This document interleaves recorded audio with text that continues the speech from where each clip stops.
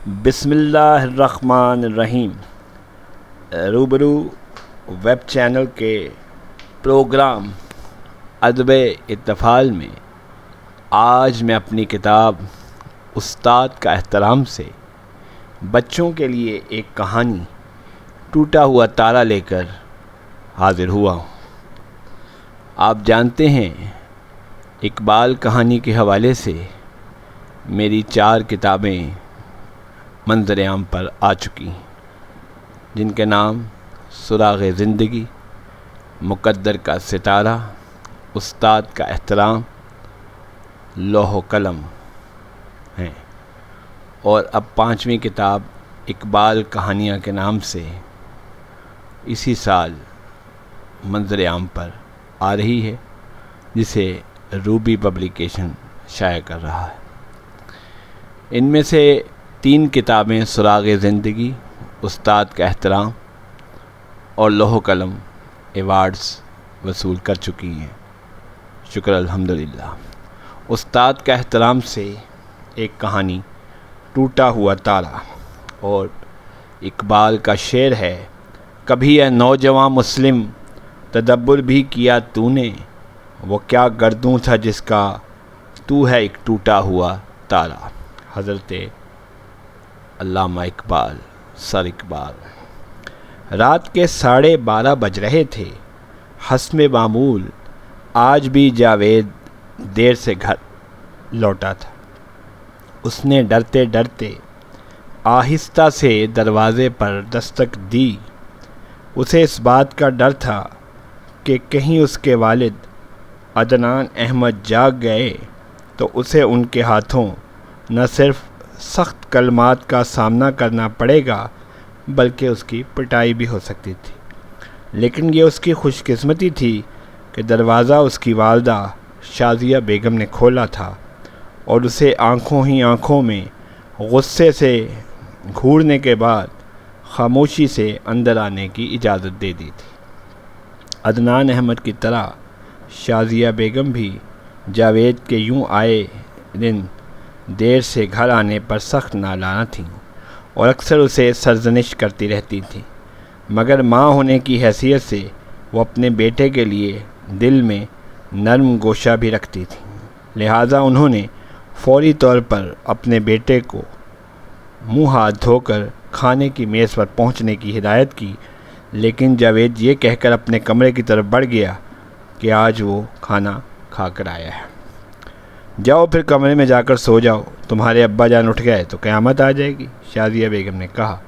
جاوید ایک کالج میں انٹرمیڈیٹ کا طالب علم تھا، لیکن وہ پڑھائی سے زیادہ موسیقی سے لگاؤ رکھتا تھا، جس کی وجہ سے وہ اپنی تعلیم پر بھی توجہ نہیں دے پا رہا تھا۔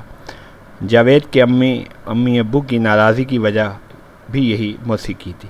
پہل تو وہ صرف ایک موسیقی کے پروگرام سننے جایا کرتا تھا، لیکن پھر اس کا یہ شوق اس قدر بڑھا کہ اس نے چند دوستوں کے ساتھ مل کر خود بھی ایک گروپ بنا لیا، جہاں 5-6 لڑکے مل کر مختلف پرائیویٹ پروگراموں میں بے ہنگم موسیقی کا راگ الاپتے تھے۔ یہ سارے لڑکے جاوید کے ہم عمر تھے اور وہ ان کے ساتھ مل کر نہ صرف گانے گاتا تھا بلکہ کبھی کبھی سگریٹ بھی پی لیتا تھا۔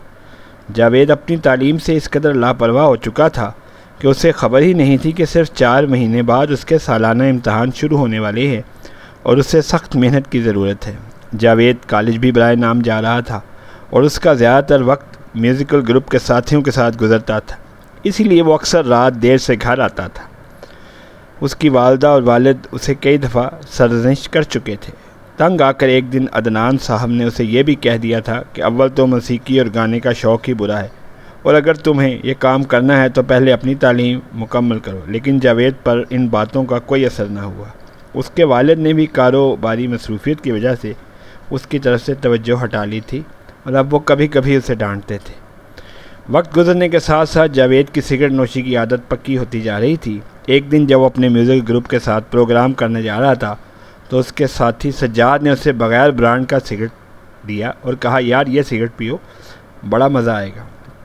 میرے ایک دوست کے بڑے بھائی کے ذریعے مجھ تک پہنچے ہیں، میں نے اور دوسرے دوستوں نے صرف 3 کش لی ہیں، تم بھی پی کر دیکھو۔ یہ باتیں کرتے ہوئے انہوں نے زبردستی اسے سگریٹ دے دیا اور جاوید بھی اس سگریٹ کے نشے میں کھو گیا۔ جاوید سمیت گروپ کے سارے لڑکے اس بات کے سے لاعلم تھے کہ اب وہ سب نشہ آور سگریٹ کے ذریعے منشیات کی دلدل میں دھنس رہے ہیں۔ اسی طرح کئی دن گزر گئے۔ جاوید کی طبیعت بھی ٹھیک نہیں تھی۔ ایک طرف تو راتوں کو جاگ جاگ کر موسیقی کے پروگرام میں شرکت کرتا تھا تو دوسری طرف نشے نے رہی صحیح کسر پوری کر دی تھی۔ ایک دن جب اتفاقاً جاوید گھر پر تھا تو اچانک اس کی والدہ کی نظر اس کے چہرے پر پڑی تو اس نے غور کیا تو اس کی آنکھوں کے نیچے سیاہ رنگ کے حلقے پڑے ہوئے تھے۔ والدہ کو اس کی صحت پر بڑی تشویش ہوئی۔ انہوں نے جاوید کو ڈانٹا۔ اگلے دن جاوید کی والدہ نے اپنے شوہر سے جاوید کی صحت پر بات کی تو وہ غصے سے پھٹ پڑے۔ میں تمہیں پہلے ہی بار کہہ چکا ہوں اسے روکو۔ میں اپنی کاروباری مصروفیت کی وجہ سے گھر کے ہر معاملے کو نہیں دیکھ سکتا۔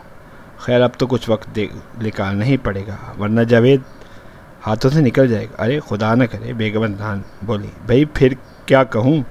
مجھے ڈر ہے کہ وہ گھر سے پیسے بھی چوری کر رہا ہے۔ کئی دنوں سے میری جیب سے پیسے کم ہو رہے ہیں۔ پہلے میں اپنا وہم سمجھتا تھا، یہ کام یقیناً جاوید کر رہا ہے۔ عدنان صاحب کی جیب سے جاوید ہی پیسے نکال رہا تھا۔ دراصل شروع میں مفت میں ملنے والا نشہ اب اسے پیسے دے کر حاصل کرنا پڑتا تھا۔ وہ اپنی ماں سے لیے ہوئے جیب خرچ کے علاوہ والد کی جیب پر بھی ہاتھ صاف کر رہا تھا۔ ایک دن عدنان صاحب رات دیر سے گھر واپس آئے۔ جب وہ جاوید کے کمرے کے قریب سے گزرے تو انہیں وہاں ایک عجیب اور ناگوار سی بو محسوس ہوئی۔ ایک لمحے کے لیے وہ وہیں رک گئے اور انہوں نے دروازے کی اوٹ سے جھانک کر دیکھا جہاں پر جاوید اپنے بستر پر نیم دراز سگریٹ کے کش لے رہا تھا اور اس میں سے نکلنے والا دھواں چاروں طرف پھیل کر انتہائی بو پھیلا رہا تھا۔ یہ منظر دیکھ کر عدنان صاحب رہا نہ گیا۔ انہوں نے غصے کے عالم میں دروازے پر دباؤ ڈالا اور اندر داخل ہو گئے۔ انہیں اچانک آتا دیکھ کر جاوید بکھلا گیا اور سگریٹ چھپانے لگا، لیکن عدنان صاحب نے آگے بڑھ کر اس کے ہاتھ سے سگریٹ چھین لیا اور اس کی تلاشی شروع کر دی۔ انہیں جاوید کی جیب سے ایک پڑیا ملی۔ عدنان صاحب نے اسے سونگھا تو وہ انتہائی بدبودار تھی۔ انہوں نے اچھی خاصی اس کی پٹائی کی۔ جاوید کی حالت عجیب تھی۔ اس نے کہا، ابو میرا سگریٹ دے دیں ورنہ میں مر جاؤں گا۔ عدنان صاحب اور شادیہ نے جب یہ حالت دیکھی تو پریشان ہو گئے۔ عدنان صاحب نے فوری طور پر اسے گاڑی میں ڈالا اور ہسپتال پہنچ گئے۔ ہسپتال پہنچ کر انہوں نے اپنے دوست ڈاکٹر معین سے رابطہ کیا۔ ڈاکٹر معین نے جاوید کو ابتدائی طور پر دیکھا اور ہسپتال کے شعبہ نفسیات و منشیات میں بھیج دیا، جہاں ڈاکٹروں کی پوری ٹیم نے جاوید کو دیکھ کر مختلف ٹیسٹ کیے اور جس سے یہ اندازہ ہوا کہ وہ نشے کا عادی ہے۔ ڈاکٹروں نے کہا کہ اب اسے تقریباً 2-2.5 مہینے یہاں رکھا جائے گا تاکہ اس کی زندگی بچ جائے۔ لیکن ڈاکٹر صاحب اس کے تو اگلے ہفتے پیپر ہیں۔ عدنان نے کہا، پیپر کیا اس کی جان سے زیادہ قیمتی ہیں؟ ڈاکٹر شہباز نے کہا، اس طرح تو اس کا 1 سال ضائع ہو جائے گا۔ شادیہ بیگم پریشان ہو کر بولی، بیگم صاحبہ آپ کو اس وقت اس کی جان کی فکر ہونی چاہیے۔ ایک دوسرے ڈاکٹر نے کہا۔ بہرحال ڈاکٹروں نے مکمل توجہ کے ساتھ جاوید کا علاج شروع کیا اور 1 ہفتے میں اس کی طبیعت خاصی سنبھل چکی تھی۔ جس دن اس کا انٹر کا پہلا پیپر تھا اس کے والد اس کے پاس آئے اور بولے، بیٹا آج تمہارے سالانہ امتحان شروع ہو رہے ہیں اور تم ہسپتال میں ہو۔ تم نے محض موسیقی کے شوق میں مبتلا ہو کر خود کو نشے کا عادی بنا لیا۔ موسیقی کوئی اتنی بری چیز بھی نہیں جتنی تمہارے لیے ثابت ہوئی ہے۔ تمہیں اچھے برے کی تمیز نہیں رہی۔ یہ نشہ تمہارے علاوہ دوسرے نوجوانوں کو بھی تباہی کی طرف لے جا رہا ہے۔ ہمارے آج کے نوجوان میں اچھی سوچ اور غور و فکر کا عنصر ہی نہیں۔ انہیں یہ معلوم ہی نہیں کہ ان کی زندگی کا مقصد کیا ہے اور انہیں اپنے کردار کی کس طرح حفاظت کرنی چاہیے۔ یہ نشہ اگر ہمارے ملک کی پیداوار ہے تو یقیناً یہ غیر ملکی سازش بھی ہے۔ تمہیں گلوکاری کا شوق ہے اور تمہاری آواز بھی خوبصورت ہے۔ تم یہ بے ہنگم گلوکاری چھوڑ کر اپنی پیاری اور خوبصورت آواز سے نعت خوانی بھی کر سکتے ہو۔ اس طرح تم حضور اکرم صلی اللہ علیہ وسلم کے مدح سراب بن جائے گے اور دنیا و آخرت میں سرخرو ہو جاؤ گے۔ اس کے علاوہ تم کلام اقبال کو بھی اپنی خوبصورت آواز سے پڑھ سکتے ہو، کیونکہ وہی ایک ایسے عظیم شاعر ہیں جن کی فکر نے پوری قوم کو متحد کر کے ایک پلیٹ فارم پر جمع کیا۔ ان کی آفاقی شاعری ہمیشہ کے لیے لوگوں کے دلوں میں گھر کر چکی ہے۔ اپنے والد کی طویل اور پراثر گفتگو نے جاوید کے دل پر اثر کیا۔ اس نے والدین سے معافی مانگی اور کہا کہ صحت مند ہو کر نہ صرف وہ پڑھائی کی طرف توجہ کرے گا بلکہ فضول قسم کی موسیقی اور نشے کو بھی چھوڑ دے گا اور مستقبل میں اپنا قیمتی وقت پڑھنے لکھنے پر لگائے گا۔ شاباش جاوید، مجھے تم سے یہی امید تھی۔ اسی وقت ڈاکٹر معین کمرے میں داخل ہوئے بولے۔ شکریہ انکل، جاوید نے کہا۔ بیٹا تمہاری آواز بہت اچھی ہے، میں چاہوں گا کہ فارغ وقت میں تم نعت خوانی اور کلام اقبال کو اپنی آواز میں پڑھا کرو۔ عدنان صاحب بولے، جی بہتر ابا جان۔ جاوید نے وعدہ کیا اور سب کے چہروں پر اطمینان سا پھیل گیا۔ اس کے ساتھ ہی آج کی اقبال کہانی اپنے اختتام کو پہنچی۔ ادب اطفال کے نئے پروگرام کے ساتھ پھر ملیں گے۔ پیارے بچوں، آپ ہمارا چینل سبسکرائب کریں۔ خدا حافظ۔